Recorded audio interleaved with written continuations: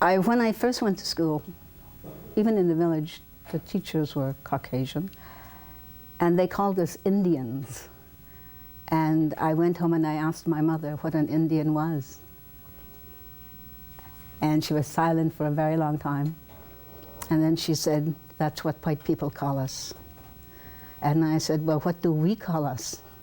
And she said, "Tliaqahatana." We are the people of the land.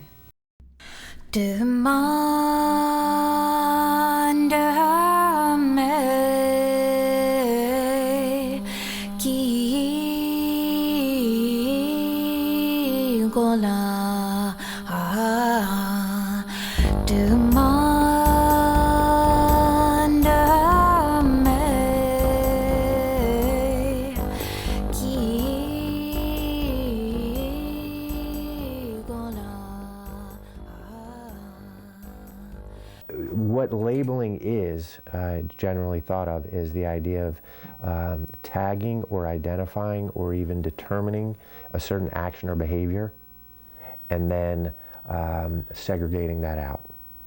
Some people do treat us differently. We'd sit in a restaurant and we'd come in, and then another couple would come in that's not of color, and they would be served first. I mean, that happened to me frequently.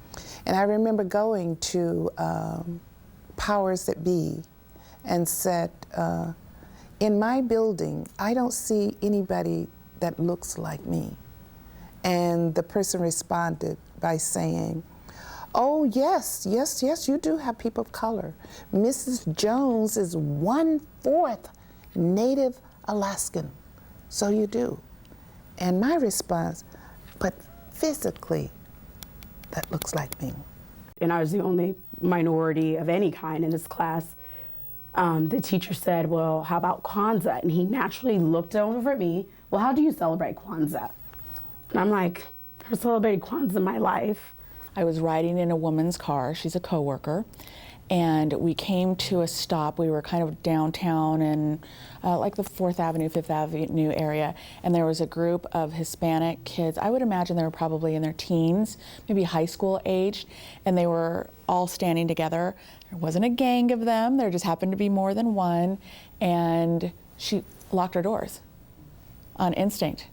And I said, what are you locking the doors for? And she said, "Well, you know, there's that group of kids over there, and you never, that's a gang." It affects us tremendously. You know, try living in a neighborhood where your neighbors, they look at you as if you're a criminal, when really you're just a normal human being trying to do right in life and in your community. I think that immigrants actually experience racism in two ways. They experience racism because of their skin color, but then they also experience xenophobia, which is fear of foreigners, and that is completely different and is based not necessarily on a person's skin color, but on their accent, and also just the way that they dress or the way that they look. And that combination is extraordinarily hurtful for people. I just think as a matter of common courtesy, you want to be able to talk to everybody in terms that will offend nobody, or at least will offend as few people as possible. So even without understanding why that term should be offensive, I appreciate knowing that some people find it offensive and try to avoid it.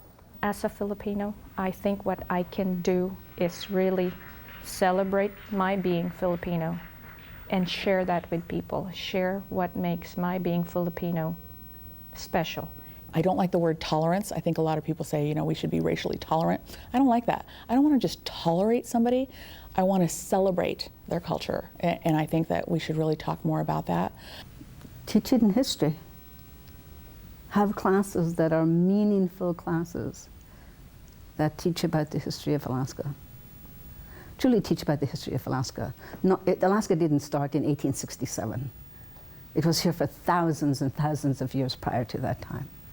And when we learn about each other rather than to argue against each other, I think that that's a great step.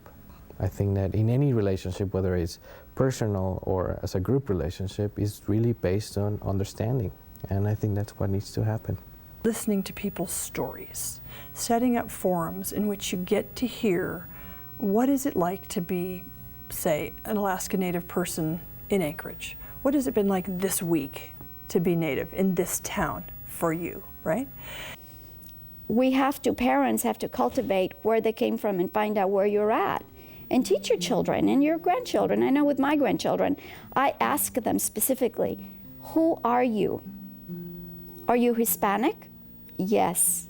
Are you Irish? Yes. Are you Scandinavian? Yes, Grandma. Why? And I question that, just like my grandmother did to me. You have to be proud of, you have to teach your children to be proud of who they are and where they came from and what the history is.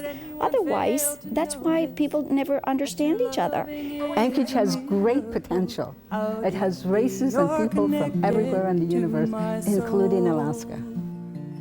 How could anyone ever tell you you were anything less than beautiful?